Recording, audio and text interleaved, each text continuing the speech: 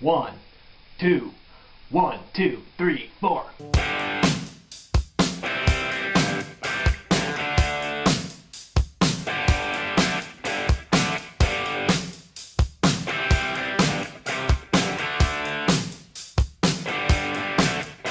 Okay guys, I wish I could really do that. I've actually had this guitar for about 6, maybe 7 years. I've wanted to learn how to play it, but I've just never have gotten the time to learn how to do it. But regardless of that, how's it going everyone? ND Sean 45 coming at you, aka Angus Young, lead guitarist of the greatest band ever, AC/DC. Happy Halloween week everyone. This is my costume this year. I actually tried to do it last year, but I was using the old crappy camera, so you guys really couldn't see it well enough. So I hope this one turns out a lot better this time around. But this is my preview video for this week's game. Now this week, the Irish take on the Navy midshipmen in South Bend.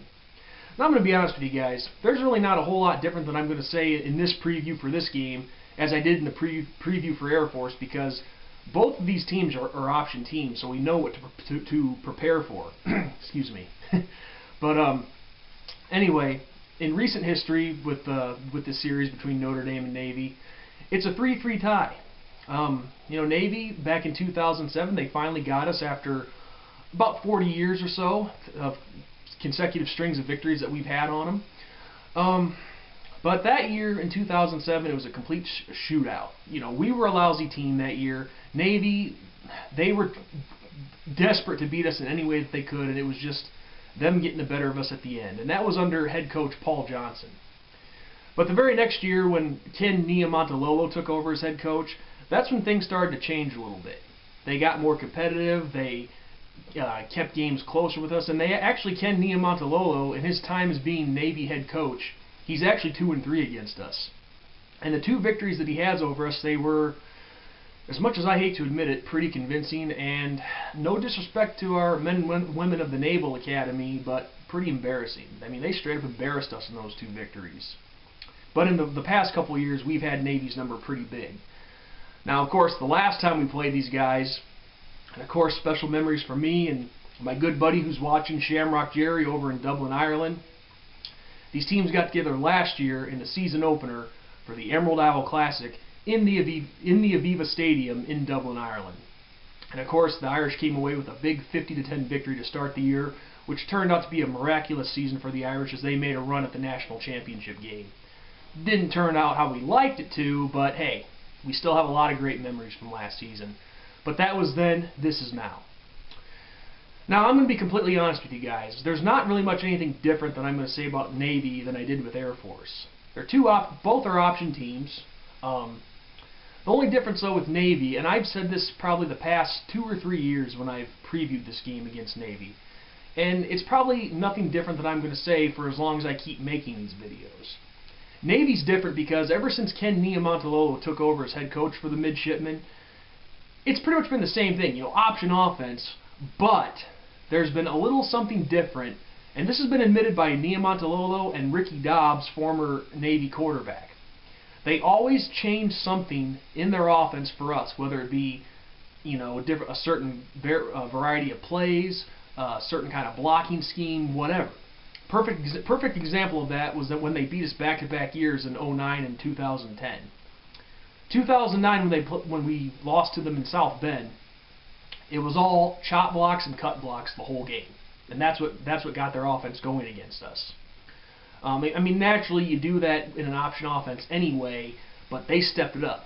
They hit us with it at the right moment, and that's what led them to victory.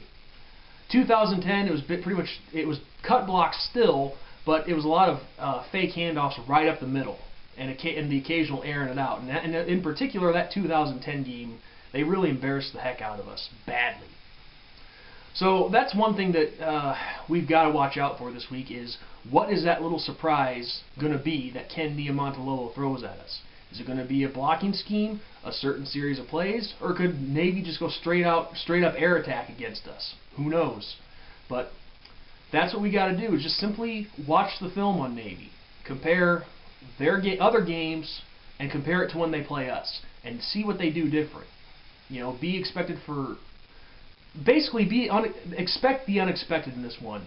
Do not ignore the game film, but just prepare for something more than what you see on the game film.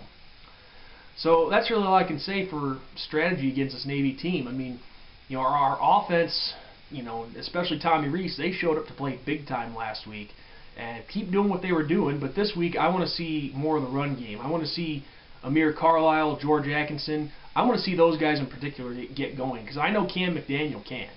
But let's just hit them hard with the run game, get that going, stay efficient with the passing game. And even with whatever surprise Navy happens to throw at us, I still like our chances of winning this game big. So my final prediction for this game, I'd like to see us put up 50 points again.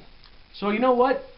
Just out of respect to the Emerald Isle Classic last year and to all the great memories I had over in Ireland last year with my buddy Shamrock Jerry, I'm going to predict the same exact score as last year. Final score in this one, Notre Dame 50, Navy 10. So I just got to pay homage to my memories on this one. So with that, everyone, that concludes this preview. And I wish all of you a very safe, happy, and fun Halloween. If you're going to any parties, make the costumes creative. So with that, guys, this is ND Sean 45, aka Angus Young from AC/DC, signing off. Go Irish! And for those about to rock and get ready for a Notre Dame victory,